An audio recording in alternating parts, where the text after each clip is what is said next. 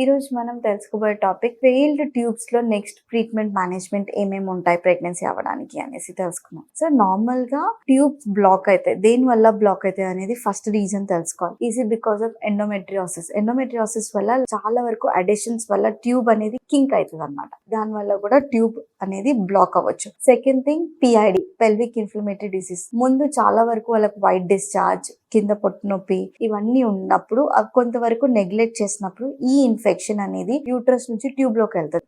ఆ ట్యూబ్ లో ఒక్కొక్కసారి ఇన్ఫెక్షన్ పైలప్ అయిపోయి ఆ పస్ లాగా అయిపోతుంది అనమాట. దీని వల్ల కూడా ట్యూబ్ అనేది బ్లాక్ అయ్యే ఛాన్స్ ఉంటుంది అనమాట. సో ఈ బ్లాక్డ్ ట్యూబ్స్ దేని వల్ల అయినా infection, endometriosis or previous already pregnancy అయ్యి ఫ్యామిలీ లైఫ్ అయిపోయి ట్యూబల్ క్లిప్పింగ్ కూడా చేసుకున్న తర్వాత నెక్స్ట్ వాళ్ళకి ప్లాన్ చేంజ్ చేసుకుని మళ్ళీ ప్రెగ్నెన్సీ కావాలన్నప్పుడు కూడా వీటి వల్ల కూడా ట్యూబ్ బ్లాక్ అయ్యే ఛాన్స్ ఉన్నట్టు అనమాట.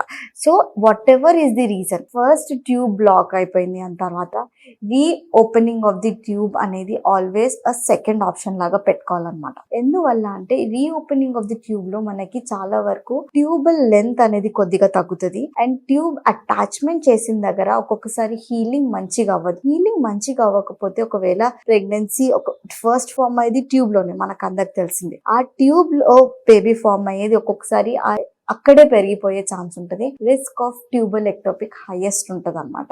సో ఇవన్నీ జాగ్రత్తలు పెట్టుకొని నెక్స్ట్ ట్యూబల్ సర్జరీ చేయాలా లేదా అనేది మీ గైనకాలజిస్ట్ మీకు అడ్వైస్ చేస్తుంది.